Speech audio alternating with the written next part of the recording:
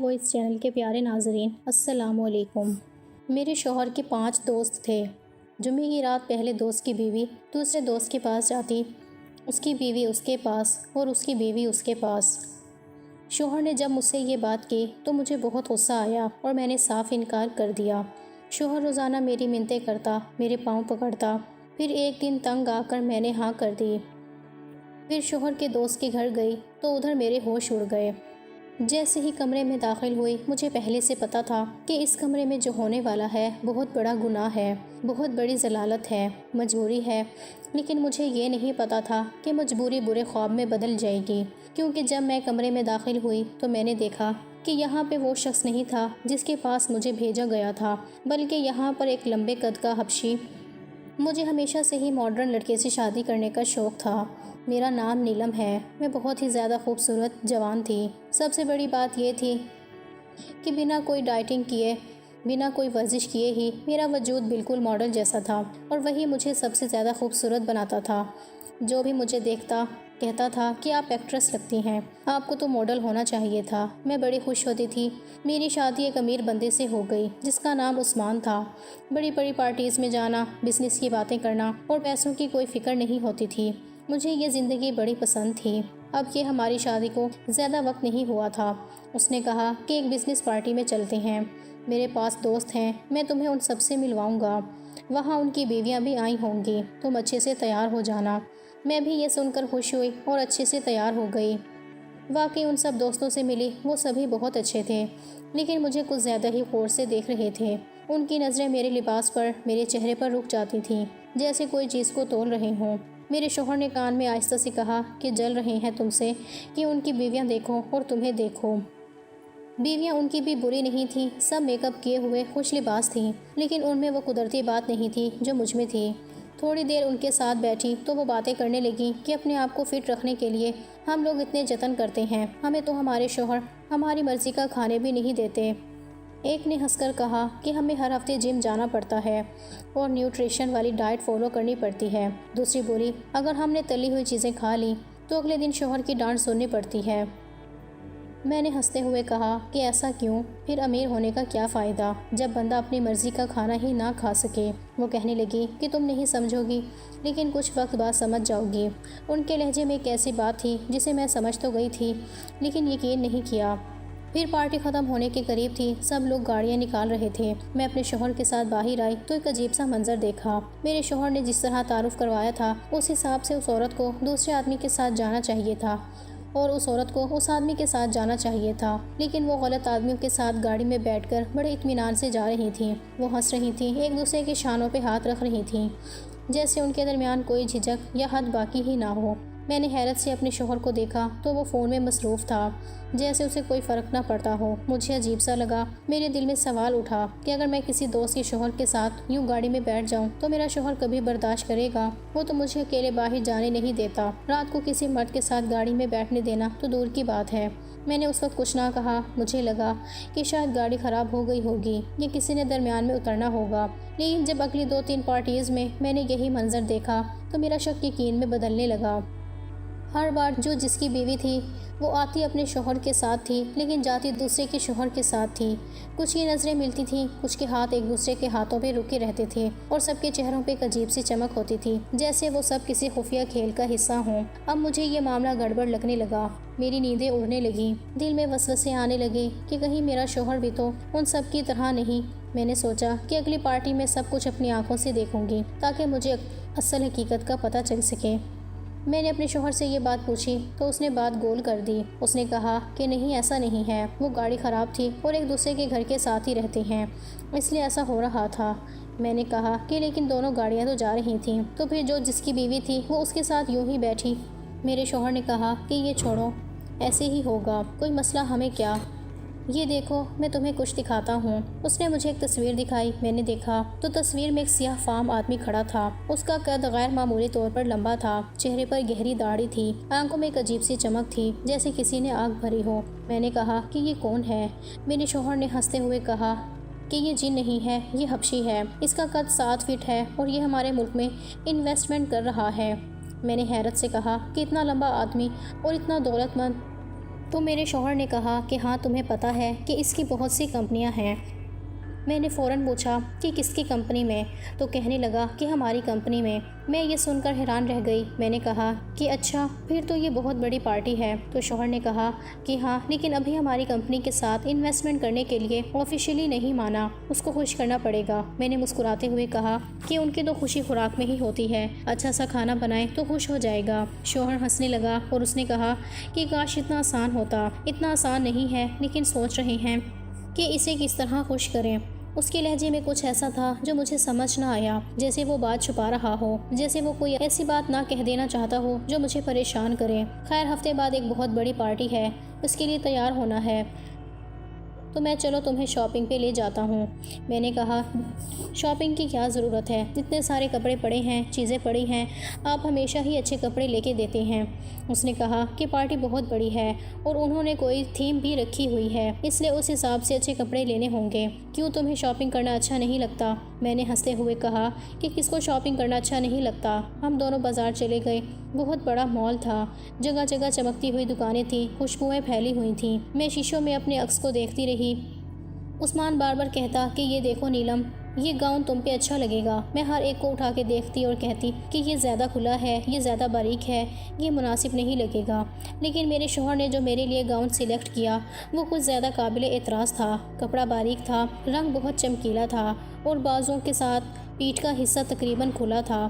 میں نے کہا کہ آپ کو عجیب نہیں لگ رہا؟ تو کہنے لگا کہ یار گاؤن پارٹی ہے نا، تو گاؤن ایسے ہی ہوتے ہیں، آپ گاؤن کے اوپر دوپٹے تو نہیں لگے ہوتے، اور جب میں تمہارا شوہر ہوں اور تمہیں کہہ رہا ہوں کہ تم یہ پہن لو تو پھر کیا مسئلہ ہے؟ میں نے اس کے چہرے کو دیکھا، وہ بالکل سنجیدہ تھا، جیسے اس بات پر کوئی بحث برداشت نہ کرے گا۔ میں نے آہستہ سے کہا کہ ٹھیک ہے، اور وہ سامان لے کے ایک طرف رکھ دیا۔ ابھی پارٹی میں 7 دن تھے۔ شوہر نے کہا تھا کہ 1-2 دفعہ پارلر بھی چلی جانا اور اپنے سارے کام کروا لینا، جس سے تم زیادہ خوبصورت لگو۔ میں سمجھ گئی تھی کہ یہ پارٹی بہت ہی زیادہ خاص ہے، لیکن دل کے کسی کونے میں ایک عجیب سا خوف بیٹھ گیا تھا، جیسے اس پارٹی میں صرف مہمان نہیں بلکہ کوئی اور مقصد بھی چھپا ہوا ہو۔ مجھے میرے شوہر کے ایک دوست کی بیوی کا میسج آیا، کہنے لگی کہ اگر اس وقت پاس کوئی نہیں ہے تو میں کال کرتی ہوں۔ میں نے کہا کہ ہاں کوئی نہیں ہے، میں گھر میں اکیلی ہوں۔ اس نے فوراً کال کی، لیکن اس کی آواز کچھ عجیب تھی، جیسے وہ بہت گھبرائی ہوئی ہو یا جلدی میں ہو۔ اس کے لہجے میں بے چینی تھی، جیسے کسی خوف نے اسے اندر سے ہلا دیا ہو۔ کہنے لگی کہ یہ جو 15 تاریخ والی پارٹی ہو رہی ہے، اس کے بارے میں بتایا؟ تو میں نے کہا کہ ہاں عثمان نے بتایا ہے، شاپنگ بھی کروائی ہے، بڑے عجیب سے کپڑے لے کے دیے ہیں۔ میں تو آپ لوگوں سے پوچھنے والی تھی کہ آپ لوگ کیا پہن کے آ رہی ہیں۔ وہ ایک دم سے چپ ہو گئی، جیسے سوچ رہی ہو کہ کیا بولے، پھر آہستہ سے بولی کہ کچھ بھی کرو لیکن اس پارٹی میں نہیں آنا۔ میں چونک گئی۔ میں نے کہا کہ کیا مطلب، کیوں نہیں آؤں؟ آپ بھی نہیں جا رہی؟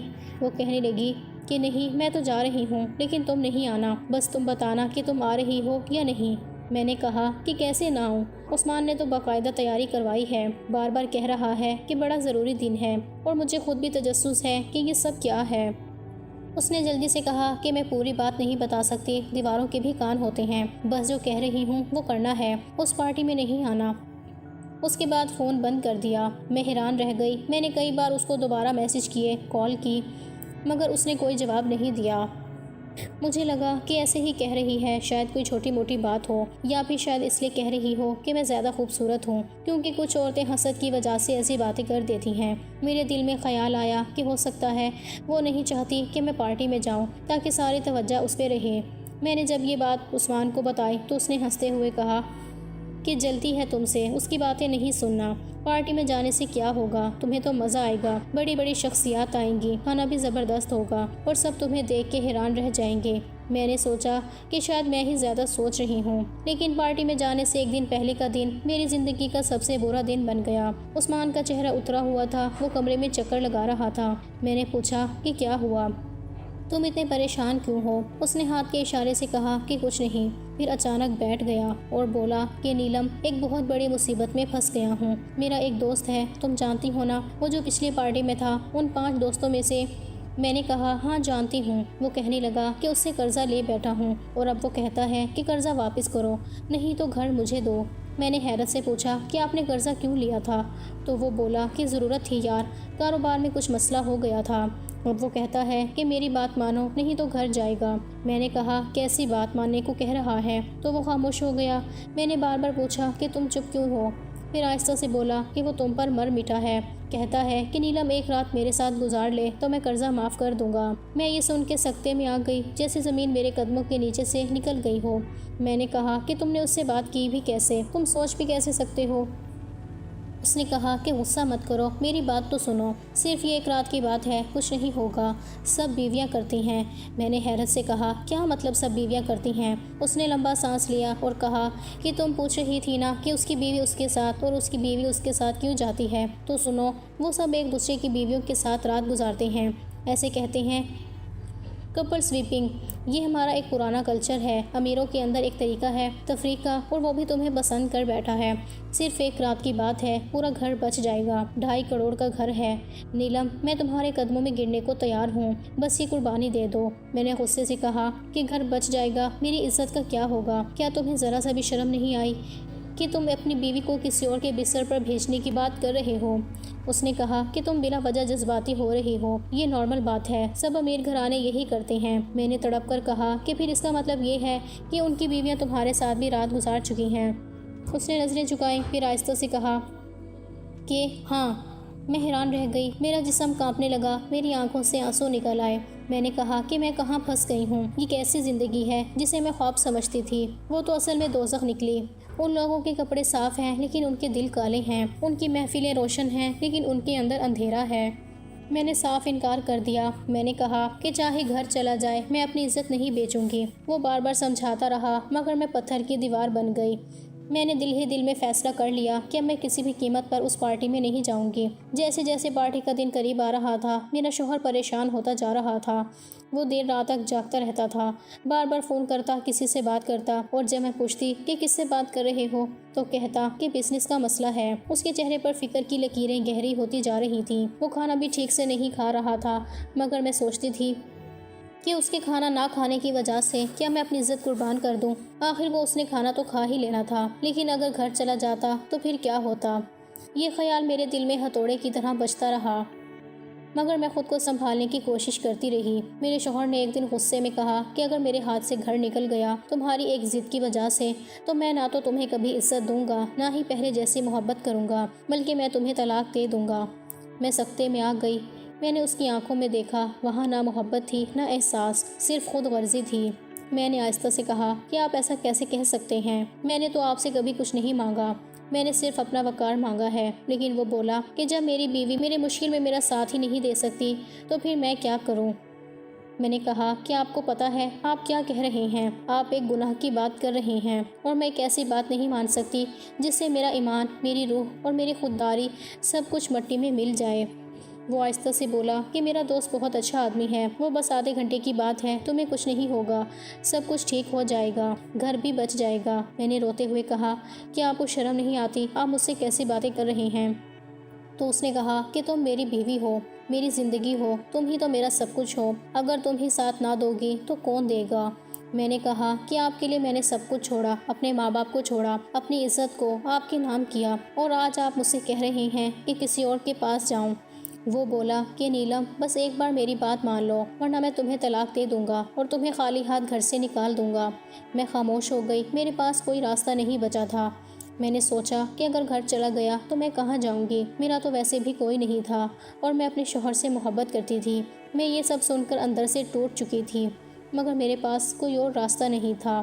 اس نے کہا کہ تانے نہیں دوں گا کیونکہ اپنی مرضی سے بھیج رہا ہوں، تمہارے لیے سب آسان ہو جائے گا۔ میں نے آنکھیں بند کر لی اور دل ہی دل میں رو پڑی۔ پارٹی کا دن آیا تو اس دن جیسے سارا شہر جگمگا رہا تھا۔ عثمان نے مجھے خوب تیار کروایا، 25,000 کا تو صرف میرا میک اپ کروایا گیا تھا۔ اتنے بڑے بیوٹی پارلر میں نے کبھی قدم نہیں رکھا تھا۔ 4 لڑکیاں میرے ارد گرد کھڑی تھیں، بال سنوار رہی تھیں، لپسٹک لگا رہی تھیں، پاؤڈر لگا رہی تھیں، اور ہر تھوڑی دیر بعد کہتی تھی کہ آپ تو بہت حسین ہیں، آپ تو بالکل فلمی ہیروئن لگ رہی ہیں۔ میں مسکراتا رہی تھی مگر دل کے اندر ایک طوفان برپا تھا۔ سوٹ میرا پہلے ہی مہنگا تھا، لیکن میں سوچ رہی تھی کہ یہ کپڑے میں خوشی سے پہن رہی ہوں یا اپنی تباہی کے راستے پر۔ جب میں گھر واپس آئی تو آئینے کے سامنے کھڑی ہوئی خود کو دیکھا تو خود سے نفرت سی محسوس ہوئی۔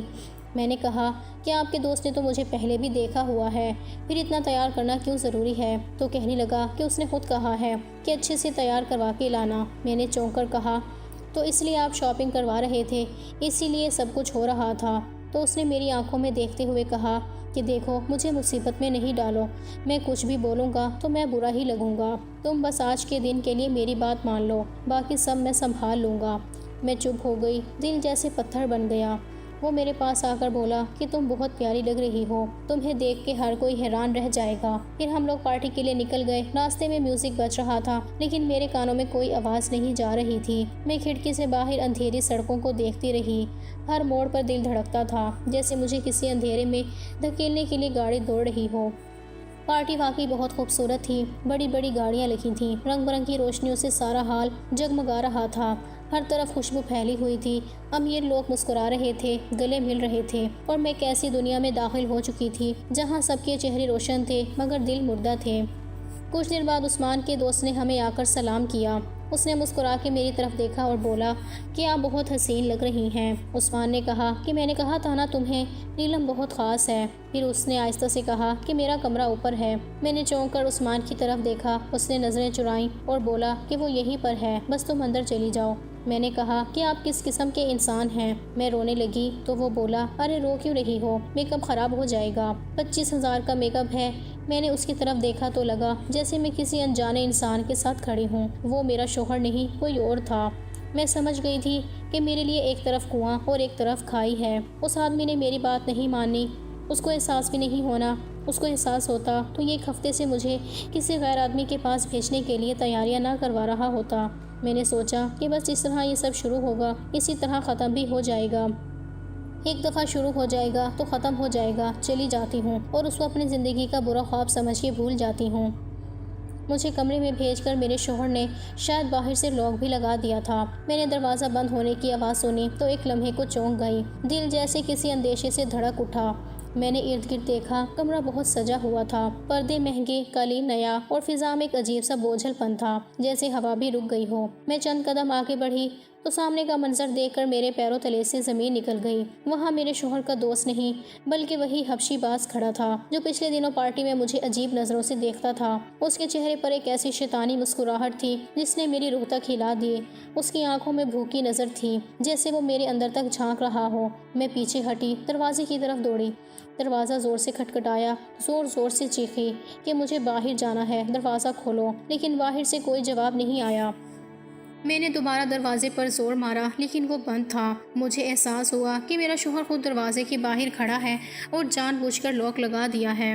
میں نے روتے ہوئے کہا دروازہ کھولو، یہ سب کیا ہے؟ لیکن کوئی جواب نہیں آیا۔ میں نے اس لمحے اپنے وجود کو ٹوٹتا محسوس کیا۔ مجھے اپنی اس دوست کی بیوی کی بات یاد آئی جو پارٹی سے پہلے کہہ رہی تھی کہ کچھ بھی ہو اس پارٹی میں نہیں جانا۔ اس وقت میں نے اس کی بات کو مذاق سمجھا تھا لیکن اب سمجھ آئی کہ وہ مجھے خبردار کر رہی تھی۔ وہ سب کچھ جانتی تھی کہ میرے شوہر اور اس کے دوست کیا کھیل کھیلنے جا رہے ہیں۔ میں نے دیوار کے ساتھ ٹیک لگا لی، میرا جسم کانپ رہا تھا، دل دھڑکنے لگا جیسے ابھی بند ہو جائے گا۔ حبشی باز آہستہ آہستہ میری طرف بڑھنے لگا، اس کے قدموں کی آواز میرے کانوں میں گونجنے لگی۔ میں پیچھے ہٹتی گئی اور پھر سب کچھ دھندلا گیا۔ میں نے چیخنے کی کوشش کی مگر آواز گلے میں اٹک گئی۔ میری آنکھوں کے سامنے اندھیرا چھا گیا۔ جب آنکھ کھلی تو میں ہسپتال کے بستر پر تھی۔ روشنی آنکھوں میں چبھ رہی تھی، جسم پر پٹیوں کے نیچے درد کی ایک لہر تھی۔ میں نے ارد گرد دیکھا تو میرا شوہر بیٹھا تھا، اس کے چہرے پر مصنوعی نرمی تھی۔ وہ مسکرا کر بولا سب ٹھیک ہو گیا، اس نے تمہیں 25 لاکھ روپے انعام میں دیے ہیں اور ہماری کمپنی میں 250 کروڑ کی انویسٹمنٹ کرنے کے لیے مان گیا ہے، اب سب کچھ بہتر ہو جائے گا۔ میں نے آنکھیں بند کر لی، میں نے کچھ نہیں کہا کیونکہ میں جان چکی تھی کہ اب کچھ بھی ٹھیک نہیں ہو سکتا۔ ڈاکٹر کہہ رہا تھا کہ 1 ہفتے میں ٹھیک ہو جاؤ گی، لیکن مجھے معلوم تھا کہ میں کبھی ٹھیک نہیں ہو سکوں گی۔ جسم پر لگے زخم شاید بھر جائیں گے مگر جو زخم روح پر لگے تھے وہ کبھی نہیں بھریں گے۔ میں ہسپتال کے بیڈ پر لیٹی رہی۔ شوہر میرا بہت خیال کر رہا تھا، پھول لاتا تھا، دوائیں وقت پر دیتا تھا، لیکن میں اندر سے خالی ہو چکی تھی۔ میرے دل میں اب اس کے لیے کوئی احساس نہیں تھا، صرف نفرت تھی۔ اور ایک فیصلہ، جب میں ٹھیک ہوئی تو میں نے طلاق لینے کا نہیں بلکہ خود کو اس سے الگ کرنے کا فیصلہ کیا۔ جب اس کو معلوم ہوا تو وہ رو پڑا۔ وہ میرے قدموں میں بیٹھ گیا، کہنے لگا مجھے چھوڑ کر مت جاؤ، میں نے غلطی کی، میں پاگل ہو گیا تھا۔ میں نے اسے دیکھا اور کہا کہ تم نے صرف میرا جسم نہیں بیچا، میری روح بھی مار دی ہے، اب کچھ باقی نہیں رہا۔ میں وہاں سے چلی گئی، میرے پاس کچھ پیسے تھے، میں نے ایک ہوٹل میں کمرہ لے لیا اور وہیں رہنے لگی۔ وہ بار بار فون کرتا تھا، روتا تھا کہ واپس آ جاؤ، لیکن میں نے سوچ لیا تھا کہ میں اس کو چھوڑ دوں گی اور اپنی باقی زندگی اس کے سائے سے بھی دور گزاروں گی۔ میرے ساتھ کتنا برا ہوا تھا، اتنا برا کہ شاید مجھے اس کے بعد یہ سوچنا بھی نہیں چاہیے تھا کہ مجھے اپنے شوہر کے ساتھ رہنا ہے، لیکن ابھی تک میں یہ فیصلہ نہیں کر پائی تھی۔ ابھی تک میں اسے نہیں کہہ پائی تھی کہ مجھے طلاق دے دو، کیونکہ یہ کوئی فلم نہیں تھی، نہ کوئی ڈرامہ، نہ کوئی کہانی، بلکہ میری اپنی زندگی تھی۔ اور زندگی میں ایسا نہیں ہوتا کہ جلدی جلدی رشتے ختم ہو جائیں۔ انسان چاہ کر بھی سب کچھ ایک دم ختم نہیں کر پاتا۔ اس نے مجھے کسی اور کے سامنے پیش کیا تھا، باقاعدہ پلاننگ بنا کر مجھے دھوکہ دیا تھا، لیکن پھر بھی میں سوچ رہی تھی کہ شاید وہ بدل گیا ہے، شاید اب دوبارہ ایسا نہیں کرے گا۔ لیکن اگر وہ مجھے اپنی عزت سمجھتا تو کبھی میری زندگی میں اتنا بڑا طوفان پیدا نہ کرتا۔ میں ابھی بھی سوچ میں تھی کہ کیا کروں، کیا فیصلہ لوں۔ فون مسلسل آتا رہتا تھا، جب بھی اس کا نام موبائل پر چمکتا میرا دل کانپ اٹھتا۔ میں فون نہیں اٹھاتی، وہ میسج چھوڑتا کہ معاف کر دو، میں بدل جاؤں گا، جو کہو گی وہی کروں گا، جیسا کہو گی ویسا بن جاؤں گا، دوسرے شہر لے چلوں گا، بس مجھے چھوڑ کر مت جاؤ۔ میں گھنٹوں اس کے میسج پڑھتی رہتی تھی اور خود سے ڈرتی رہتی۔ میرا دل کہتا کہ سب ختم کر دو، لیکن دماغ کہتا کہ شاید یہ سچ میں بدل گیا ہے۔ میں نے آخر کار اس کی بات مان لی، سوچا کہ شاید یہ واقعی سدھر گیا ہے اور یہ اس کی پہلی اور آخری غلطی تھی۔ 1 سال بہت خوشی سے گزرا، وہ میرا خیال رکھتا تھا، میری پسند کا کھانا بنواتا، کہیں جانے کو کہتی تو لے جاتا، سب کچھ ٹھیک لگ رہا تھا۔ لیکن 1 سال بعد وہی کہانی پھر سے شروع ہو گئی۔ اس نے ایک دن آ کر کہا کہ وہ میرا ایک باس ہے، اگر تم اس کو خوش کر دو تو ہمارا مسئلہ حل ہو جائے گا۔ میں نے اسے خاموشی سے دیکھا، دل کے اندر جیسے ایک طوفان اٹھا، لیکن میں نے کوئی رد عمل نہیں دیا۔ میں نے کہا ٹھیک ہے، آپ جیسا کہیں گے ویسا ہی کروں گی، لیکن مجھے بھی حصہ چاہیے۔ اس نے فوراً کہا کہ ابھی تمہارے اکاؤنٹ میں 50 لاکھ روپے بھیج دیتا ہوں۔ میں نے کہا کہ ٹھیک ہے۔ اس نے پھر سے میری شاپنگ کروائی، نئے کپڑے دلوائے، زیورات لیے، میک اپ کرایا جیسے پہلے کیا تھا۔ لیکن اس بار میرے دماغ میں ایک الگ پلان تھا۔ میں نے پولیس کو پہلے ہی اطلاع دے دی تھی، ایک NGO سے بھی رابطہ کر لیا تھا اور میں سارے ثبوت اکٹھے کر رہی تھی۔ موبائل کی ریکارڈنگ، میسیجز، سب کچھ میں نے محفوظ کیا ہوا تھا۔ جب وہ دن آیا، میں اس کمرے میں داخل ہوئی جہاں پر ایک اور شخص موجود تھا، تو ٹھیک اسی لمحے پولیس نے چھاپا مار دیا، کمرے کا دروازہ توڑا اور سب کو پکڑ لیا۔ میرے شوہر کو بھی گرفتار کر لیا گیا، اس کے ساتھی کو بھی اور باقی لوگوں کو بھی۔ سب کے چہرے کے رنگ اڑ گئے۔ میں نے پولیس کے سامنے بیان دیا کہ یہ لوگ میری عزت پر حملہ کرنا چاہتے تھے، یہ ایک منظم جرم میں ملوث ہیں۔ اس کے بعد ان سب کے گھر اور دفتر کی تلاشی لی گئی، فائلیں کھل گئیں، بینک اکاؤنٹس چیک ہوئے تو پتہ چلا کہ ان سب کی کمائی حرام کی تھی، ناجائز کاموں سے کمائے ہوئے پیسے تھے، ان کے جھوٹے کاروبار کے راز کھل گئے اور یہ سب قانون کے ہتھے چڑھ گئے۔ ان میں میرا شوہر بھی شامل تھا اور میں نے پہلی بار محسوس کیا کہ میں نے دیر سے ہی صحیح مگر انصاف کے راستے کا انتخاب کیا تھا۔ میں نے اپنے شوہر پہ خلا کا کیس کیا تھا، یہ میرا آخری فیصلہ تھا۔ میں تھک چکی تھی، میں ہر رات جاگ جاگ کر روتی رہی اور اب میں نے سوچ لیا تھا کہ چاہے دنیا کچھ بھی کہے، میں یہ رشتہ ختم کر کے رہوں گی۔ جب میں عدالت میں اس کے سامنے پہنچی تو اس نے میری طرف دیکھا اور طنزیہ انداز میں مسکرایا، کہنے لگا تم نے اچھا نہیں کیا میرے ساتھ، اگر میں پیسہ کماتا تو ہم دونوں نے مل کر کھانے تھے۔ میں نے اس کی آنکھوں میں دیکھ کر کہا کہ یعنی تم میری دلالی کرتے۔ اس کے چہرے پر ایک دم غصے کے آثار ابھرے، وہ چلانے لگا، گالیاں دینے لگا۔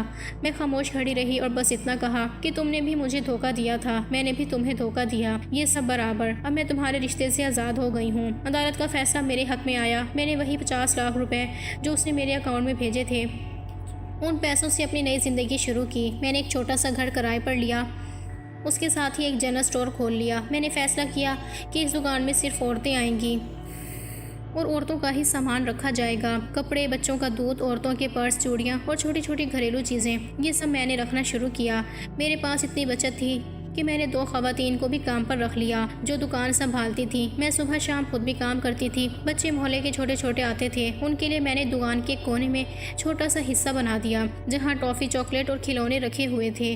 شروع میں بہت مشکل وقت گزرا، مجھے سمجھ نہیں آتا تھا کہ کہاں سے سامان منگواؤں، کہاں سے کسٹمر بڑھاؤں، لیکن آہستہ آہستہ دکان چلنے لگی، لوگ میری ایمانداری کی تعریف کرنے لگے عورتیں کہتی تھی کہ تمہارے ہاں آ کر سکون ملتا ہے، کوئی مردوں کی گندی نظریں نہیں ہوتی، کوئی خوف نہیں ہوتا۔ میں ان کی باتیں سنتی تھی اور اندر سے مسکرا دیتی تھی کہ کاش میرے شوہر نے یہی سوچا ہوتا تو آج میری زندگی کچھ اور ہوتی۔ میں نے دکان کا نام رکھا تھا عزت بزم، کیونکہ میں چاہتی تھی کہ میری زندگی کی سب سے قیمتی چیز عزت دوبارہ زندہ ہو۔ دن گزرتے گئے، مہینے بدل گئے اور میں اپنے کام میں مگن ہو گئی۔ میں نے اب کسی مرد سے امید رکھنا چھوڑ دی تھی۔ میں نے اپنی دنیا خود بنائی تھی، میں خود کماتی تھی، خود خرچ کرتی تھی، خود فیصلے کرتی تھی، کسی پر انحصار نہیں کرتی تھی۔ ہر نماز میں بس ایک دعا مانگتی تھی کہ پروردگار مجھے ثابت قدم رکھنا، مجھے کسی کے سامنے ہاتھ پھیلانے کی ضرورت نہ پڑے۔ میری ماں اکثر کہتی تھی کہ طلاق کے بعد عورت کی زندگی ختم ہو جاتی ہے، لیکن مجھے لگا کہ میری زندگی تو اب شروع ہوئی ہے۔ اب میں وہ عورت نہیں تھی جو کسی کی مرضی پر اپنی سانسیں گنتی تھی،